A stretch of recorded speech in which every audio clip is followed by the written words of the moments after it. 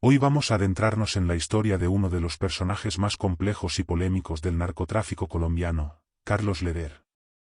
Un hombre que pasó de ser un joven rebelde con sueños de grandeza a convertirse en uno de los fundadores del infame cartel de Medellín. Un personaje que no solo transportaba cocaína, sino que tenía ambiciones ideológicas, políticas y militares. Fue pionero en utilizar rutas aéreas, ideólogo de un partido político extremista en Colombia, y pieza clave en el tráfico internacional de drogas. Hoy conocerá su infancia, su ascenso en el mundo del crimen, su protagonismo en el cartel de Medellín, su captura, extradición, y posterior vida tras las rejas. Y también, su reciente liberación y lo que ha contado en entrevistas exclusivas. Esta es una historia llena de excesos, traiciones, ideologías extremas, y finalmente, una búsqueda de redención.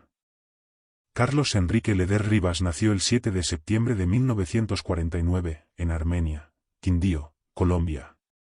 Su padre, Kurt Wilhelm Leder, era un inmigrante alemán que llegó a Colombia tras la Segunda Guerra Mundial, y su madre, Elena Rivas, era colombiana. Su infancia transcurrió en una finca de clase media. Desde pequeño, Leder mostró actitudes rebeldes. En su adolescencia, tras el divorcio de sus padres, se trasladó con su madre a Nueva York. Allí, comenzó a mezclarse con malas compañías. Robaba autos, los modificaba y los revendía. También empezó a traficar pequeñas cantidades de marihuana. Leder era astuto. Leía, tenía carisma, sobre todo, una ambición sin límites. En 1973, fue arrestado por robo de autos en Estados Unidos. Lo sentenciaron a prisión federal en Danbury, Connecticut.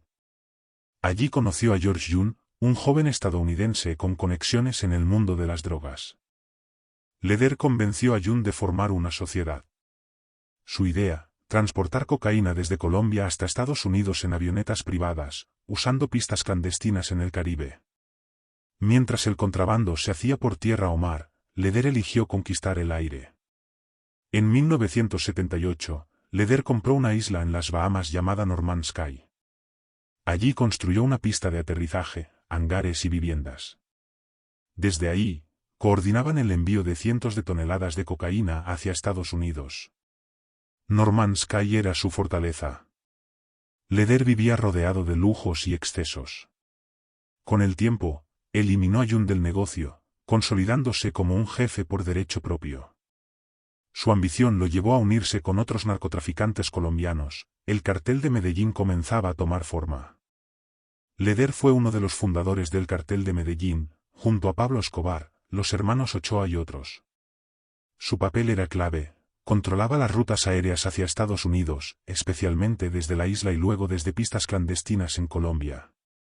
Además de su rol logístico, Leder promovía ideas políticas radicales. Fundó el Movimiento Latino Nacional, un grupo con discursos antiimperialistas. Aunque nunca tuvo éxito político real, esto mostraba su deseo de influir más allá del narcotráfico. Leder también fue uno de los impulsores del grupo MAS, Muerte a Secuestradores, creado por narcotraficantes para combatir al M-19 y proteger sus familias. Esto generó gran violencia en Colombia en los años 80. Con el tiempo, sus posturas extremas y personalidad errática lo distanciaron de Escobar y otros capos. Leder comenzó a ser visto como un riesgo.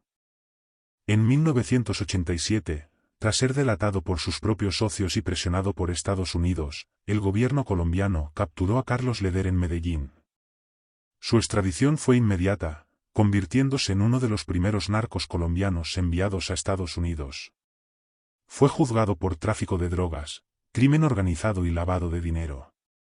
En 1988, recibió una condena de cadena perpetua más 135 años. Sin embargo, tras colaborar con la justicia estadounidense, su condena fue reducida.